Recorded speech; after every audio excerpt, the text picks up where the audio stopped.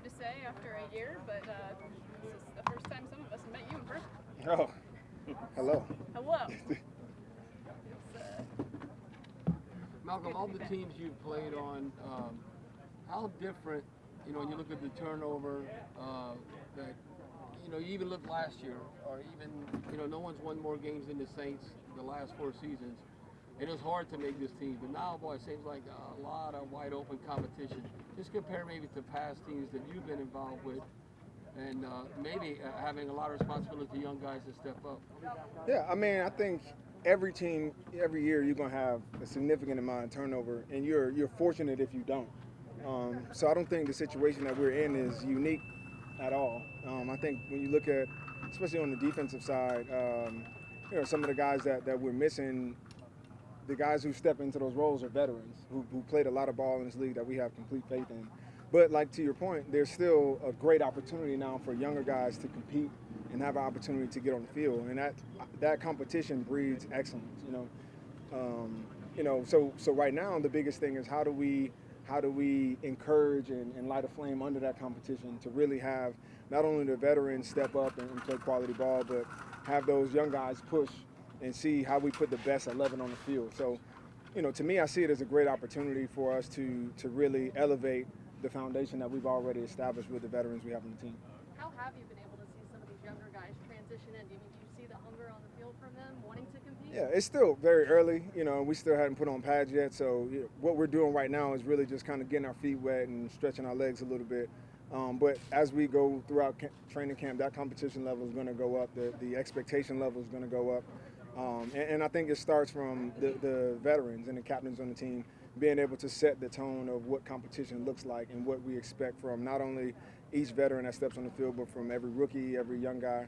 And so that's what we're building right now. And it's a race every day to really raise that bar higher and higher. What's it been like going to a different secondary coach, having a new coach?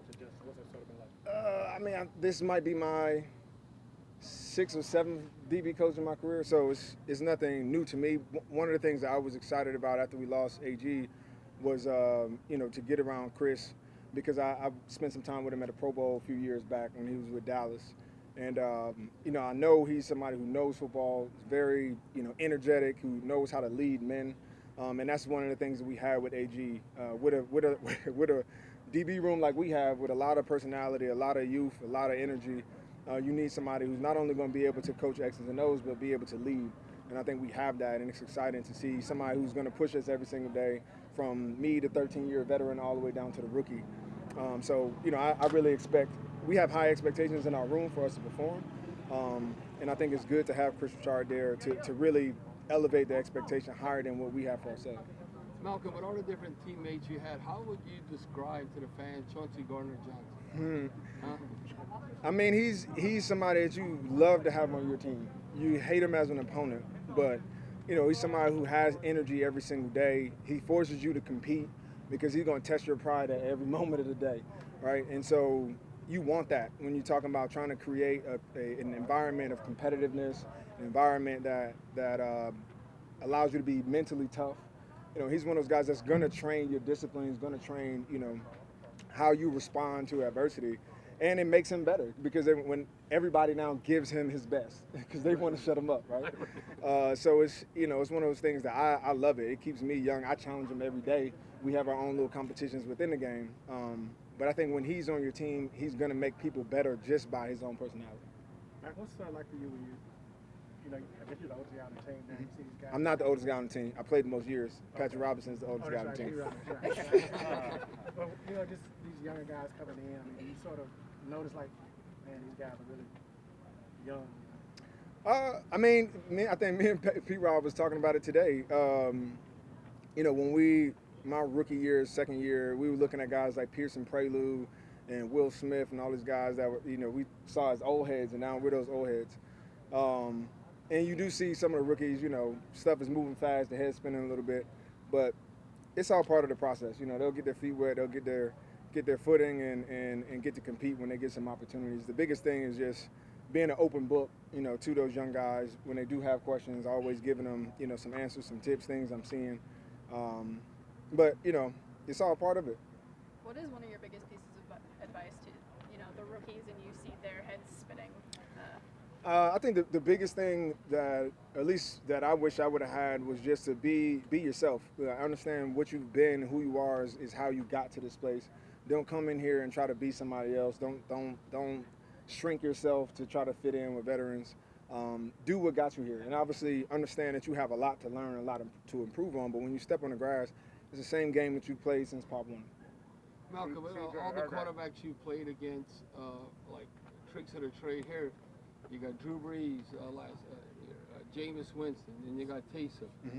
Let's talk about the technique, maybe some things you have to do differently depending on the opposing quarterback who you're competing in practice at. Well, I'm not going to give away any tips on my own quarterbacks, but, with somebody like Drew, I learned a lot about playing safety by playing against him, asking him, what are some of the things you're looking at. I can remember trying to disguise coverages and thinking I had a really good disguise, and he makes the throw immediately. And I'm like, what'd you see there? He's like, it had nothing to do with y'all. I was reading the linebackers.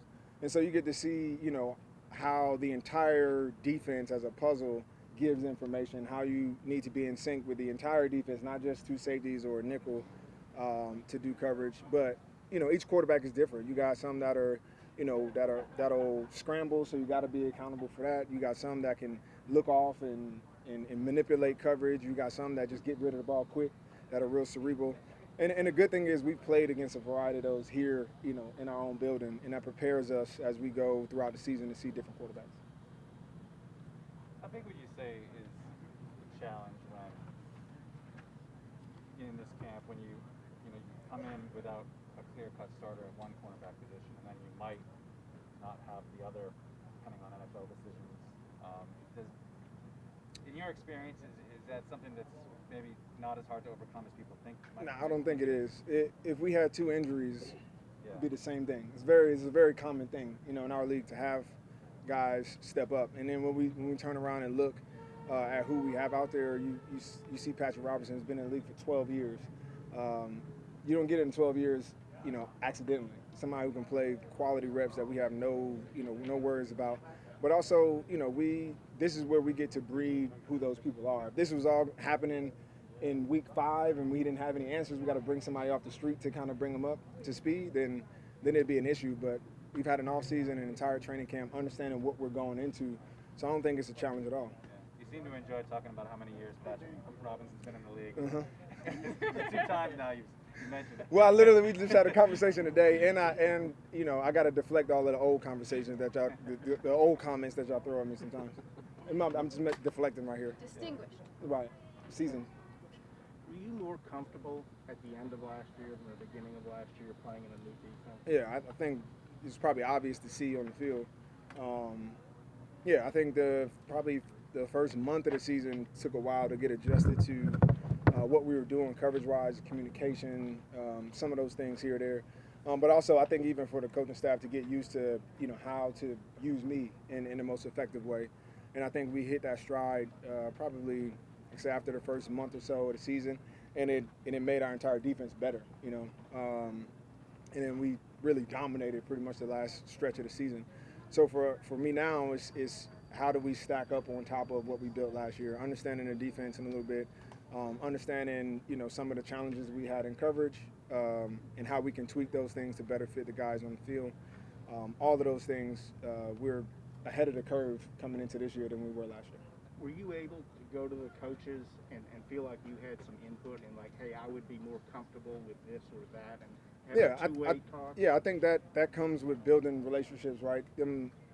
Them understanding, or at least being able to trust me in those roles, and then same way, vice versa. And I think those relationships, you don't just drop them in, drop into a room and they automatically start. You got to work on those. And I think throughout that season, we built that rapport, that trust to be able to say, hey, this is what I'm seeing on the field, this is what we're seeing on tape, and then working hand in hand to make sure that we put the best product out on the field. Malcolm, where do you think Marcus Williams is at in his career, considering where he was drafted and the expectations and franchise tag and all that? It seems like, boy, if he gets off, he's going to be well compensated. I mean, this is a big year for him. I think his game has just been getting better and better every year, and I've only been around him, for a season. But even watching from a distance, I think every year he's getting better and better, and he's adding You can tell he works on the weaknesses of his game during the offseason. Even in the first, couple days out here, I can tell he's a lot better at some of the things he wasn't so good at last year. And for him, I think it's probably less about the money and more so proving to himself that he can be one of the dominant safeties in this league, and be ranked up there, with the top guys and compensated, accordingly. Malcolm, how important this preseason, just as a team overall, is it to have like a positive mindset when it feels like there's potential suspensions and injuries that are happening where you could be without key guys? I mean, is that tough to like cultivate, or how do you try to go about that? No, I think, at the end of the day, our goal is to win a championship, and how we get there doesn't matter, right? We're not saying, oh, we want to win a championship only if we got our best guys, or only if things go right, or only if we stay healthy. It's like, no, we want to win a championship. So whatever that is, whatever we have to do to get there, we embrace that. And the process is, how do we continue to individually improve ourselves week in and week out, but as a team, improve ourselves so that when guys inevitably, whether it's the injury, suspension, whatever, when guys come in and out of the lineup, it's not slowing down or changing our goals or expectations for the team. And I think that's a mindset that, you can't just build overnight, but it comes with veterans and leadership that have been around the league for a long time, that have had success and know what it takes to have success. And it's not predicated on one or two guys being in the lineup. Is there a way that you like to engender that mood or try to set that tone? Just act normal. I mean, it's not really a mind trick. It's either you believe that or you don't. And I think we truly believe that. I don't think anybody's talked about anybody being suspended or anything. It's not part of our daily conversation, not something that we worry about. We're focused on the process of getting better no matter who's in the lineup, and competing at the highest level no matter who's on the field. We have a standard, and we're going to make sure that everybody that's out there can meet that standard. Do you think that belief was influenced by your experience winning a Super Bowl with a backup quarterback? No. I mean, I think that belief was probably, my first year we came in and won the Super Bowl. And I saw a couple games that year that we probably should have lost, right? And it's just, we actually believed that we were better than the teams across from us. And then that belief is the first thing. And so when pressure hits or something goes wrong, those who really don't believe it might change their mind and all of a sudden start listening to all the other things, the distractions around you. But when you believe that you are supposed to be there, that you're supposed to have success, and that you're supposed to win, then what happens in between really doesn't matter, right? It's just about going and executing and playing to the standard that you set for yourself, regardless of who the opponent is, regardless of what's going on in your building. And again, that comes with first believing that you're supposed to be successful. But that was a valuable lesson maybe for a lot of people, wasn't it? Because what was it like in Philly when Carson Wentz went blue? Same thing. I think you had veterans like myself that just said, okay, what does that mean? Like I think we had won probably 11 games at that point. Yeah. Or it's like, so what, do we trash the whole season now? No, nothing changes. Our whole goal was to win the Super Bowl.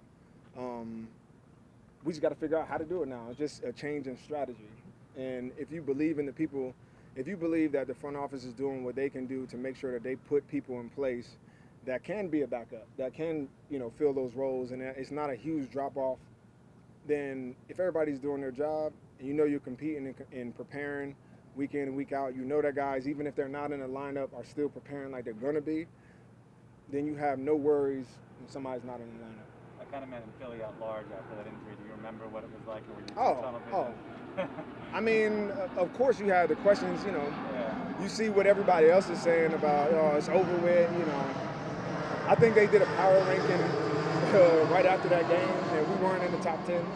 The week before we were like, number one. So you see it, but the funny thing is, it still never changes your belief. You just understand that it's gonna make the story even better, because we know where we're going as a team, and just because they hadn't figured it out yet doesn't mean it changes what we're doing. Malcolm, I know it's super early, but have you followed Brian Poole at all, like throughout his career? Is there anything that stands out to you about him that you feel like could make him a contributor?